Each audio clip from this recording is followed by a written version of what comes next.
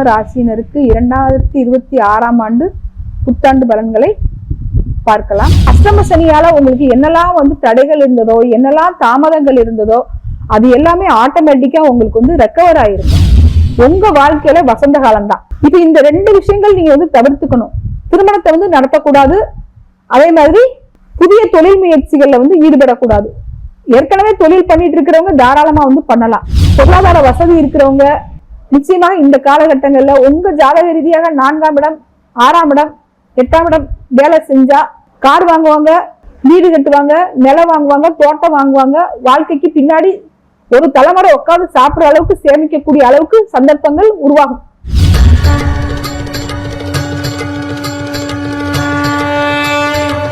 அனைவருக்கும் வணக்கம்.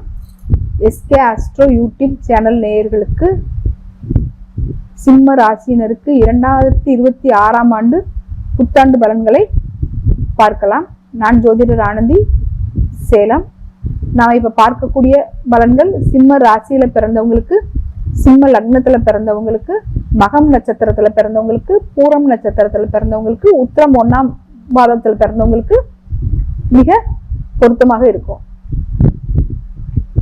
2026ஆம் ஆண்டு கிரக நிலவரத்தை பொறுத்த வரைக்கும் சிம்ம ராசியினருக்கு ஜூன் மாசம் 2026 வரைக்கும் உங்களுக்கு குரு பகவான் லாபஸ்தானத்துல இருப்பாரு. 2/6/2026க்கு அப்புறம் அவரு 12ஆம் இடமான உதயஸ்தானத்துக்கு வந்துருவாரு. ராசியில கேது பகவான் இருக்கிறாரு. அவர் 5/12/2026, அதாவது டிசம்பர் 5ஆம் தேதி வரைக்கும் உங்களுக்கு ராசியில தான் கேது பகவான் இருப்பாரு. 7ஆம் இடத்துல ராகு பகவான் இருப்பாரு. அதே மாதிரி 8ஆம் இடத்துல சனி பகவான் வருடம் பூராமே இருக்க போறாங்க. இந்த வருடத்துல 2 கிரக பயிற்சி, அதாவது குரு பயிற்சி உங்களுக்கு ஜூன் 2ஆம் தேதி இருக்குது. ராகு கேது பயிற்சி டிசம்பர் 5ஆம் தேதி தான் உங்களுக்கு இருக்குது. வருடம் முழுவதும் அப்ப நம்ம லக்னத்துல கேதுவும் 7ஆம் இடத்துல ராகுவும் இருக்கிற மாதிரி நம்ம பலன் எடுத்துக்கலாம்.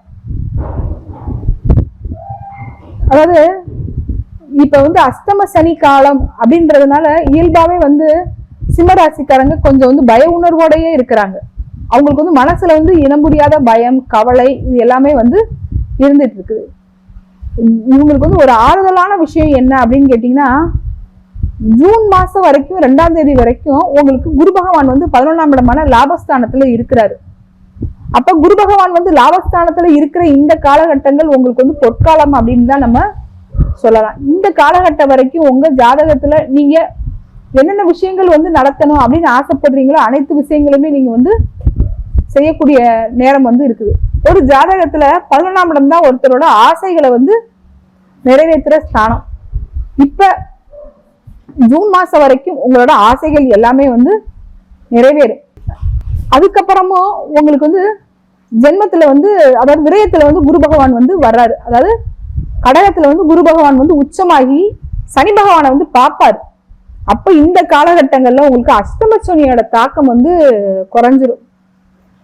அப்ப லாபஸ்தானத்துல குரு பகவான் இருக்கிற அந்த 5 மாசம், அதுக்கடுத்து ஜென்மத்துல குரு பகவான் வந்திருக்க அந்த 7 மாசங்கள் உங்களுக்கு சிறப்பான ஆண்டாக தான் இருக்கும். அஷ்டம சனியால உங்களுக்கு என்னெல்லாம் தடைகள் இருந்ததோ, என்னெல்லாம் தாமதங்கள் இருந்ததோ, அது எல்லாமே ஆட்டோமேட்டிக்கா உங்களுக்கு ரெக்கவர் ஆயிருங்க.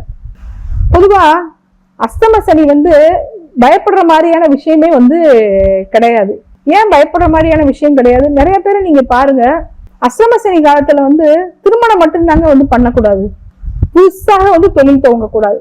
மித்தபடி அவங்களுக்கு நிலம் வாங்குறது, வீடு கட்டுறது, கார் வாங்குறது, இது எல்லாமே அஷ்டம சனி காலத்துல நிறைய பேருக்கு நடக்கும். 8ஆம் இடம் அப்படிங்கிறதுங்க முதலீடுங்க. தன்னோட சந்ததியினர்கள், தனக்கு பின்னாடி தன்னோட சந்ததியினர்கள் என்னெல்லாம் அனுபவிக்கணும்னு ஆசைப்படுறாங்களோ அதை எல்லாத்தையுமே சேர்த்து வைக்கிற இடம் தான் 8ஆம் இடம். 8ஆம் இடங்கிறது முதலீடு.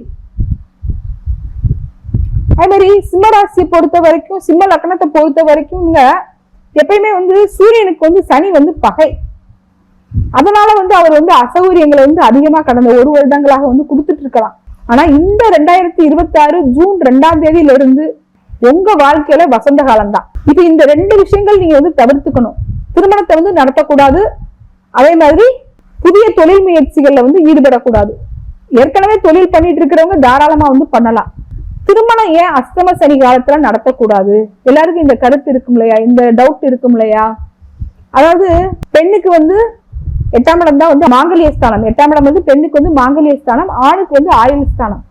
இப்ப 8ஆம் இடத்துல வந்து நெகட்டிவ் பிளானட் நிற்கும் போது அவங்க ஆயுள் ஆரோக்கிய ரீதியா ஏதாவது பாதிப்புகள் இருந்தா திருமணமான குறுகிய காலத்துல அவங்களோட வாழ்க்கை வந்து வீணா போயிடும் இல்லையா? அதனால திருமணத்தை வந்து தவிர்த்துக்கிட்டாங்க. ரெண்டாவது, 8ஆம் இடத்துல இருக்கிற கிரகம் வந்து 2ஆம் இடத்தை வந்து பார்க்கும், குடும்பஸ்தானத்தை வந்து பார்க்கும். ஒரு மனுஷனுக்கு வந்து பிரச்சனை வருதுன்னா முதல் வந்து பேச்சு மூலமாக தான் பிரச்சனை வந்து ஆரம்பிக்கும். இப்ப 2ஆம் இடத்தை வந்து சனி பகவான் பாக்குறதுனால பேச்சால வந்து வாக்குவாதங்கள் வந்து அதிகமாகும் குடும்பத்துல.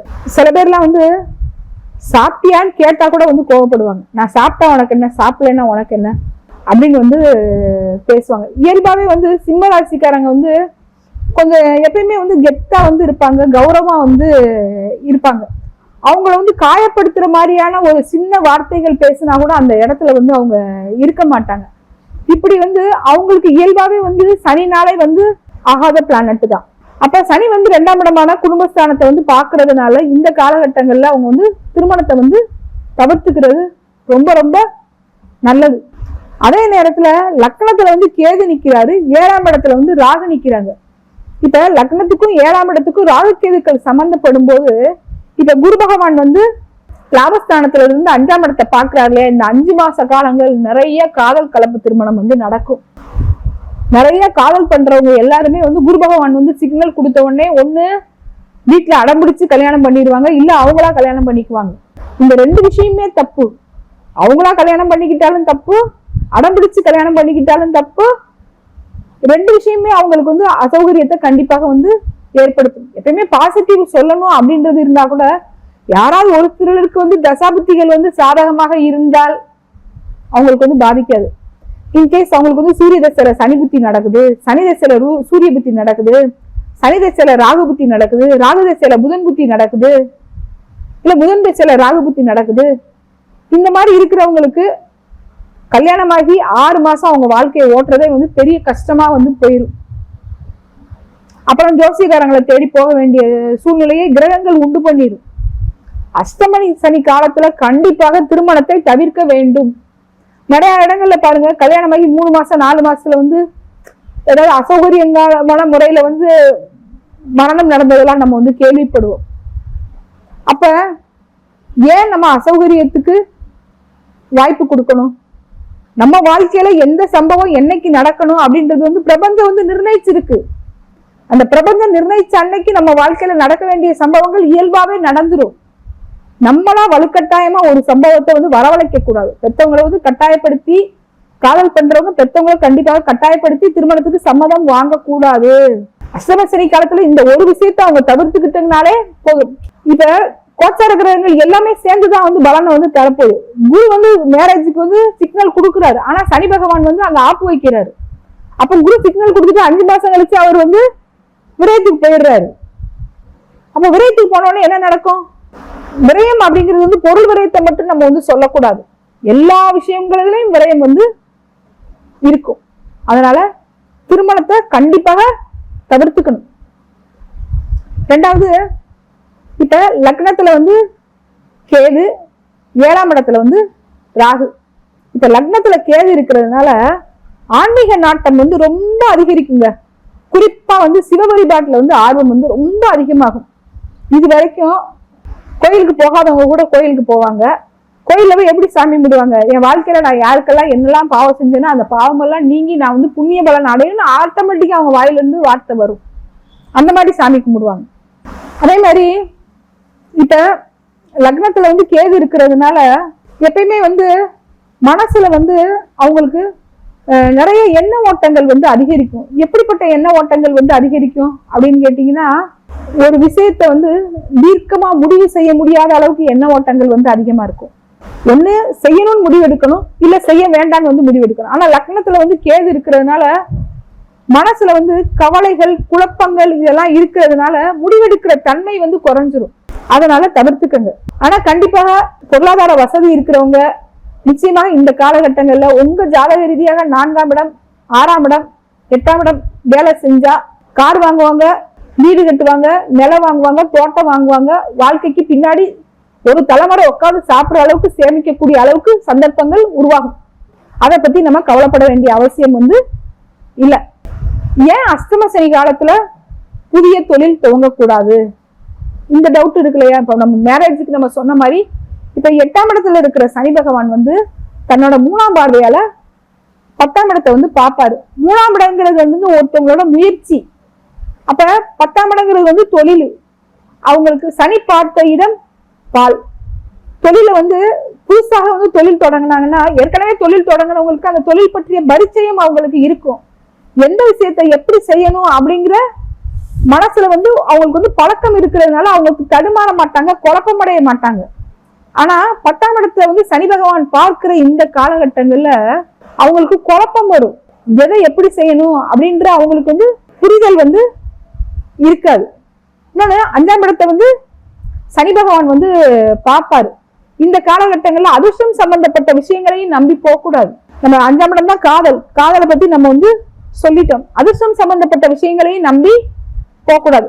இந்த சில பேர் இப்ப 8ஆம் இடத்துல சனி பகவான் வரும்போது எந்த கிரகம் 8ஆம் இடத்துக்கு வந்தாலும் விபரீத ஒரு ஆசையை கொடுக்கும்.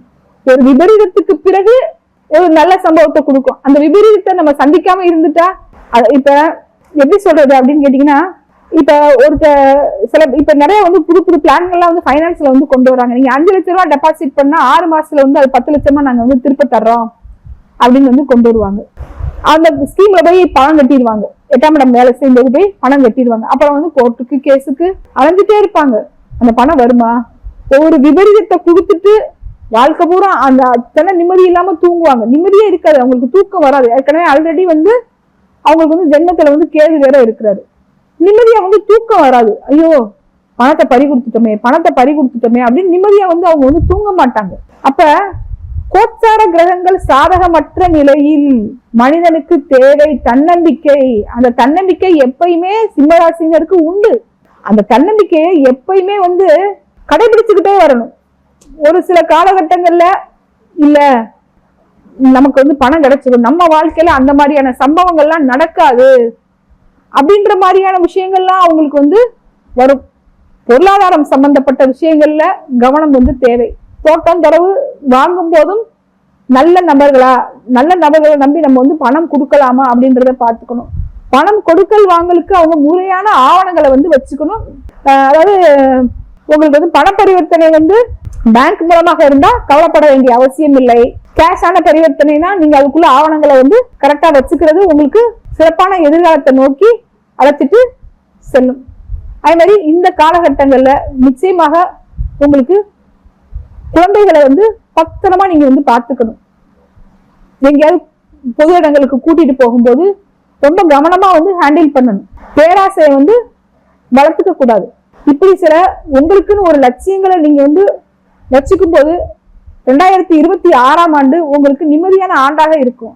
அதே நேரத்துல 2026ஆம் ஆண்டு உங்களுக்கு வளமான வாழ்க்கையை கொடுக்கணும்னா நீங்க சில எளிய பரிகாரங்கள் வழிபாட்டு முறைகளை கடைபிடிக்கணும். தினமும் திருக்கோளாறு பதிகம் படிக்கணும். நவகிரகங்களை சனிக்கிழமை வழிபாடு பண்ணணும். குறிப்பா சனிக்கிழமை நல்லெண்ணெய் விட்டு சாப்பிடணும்.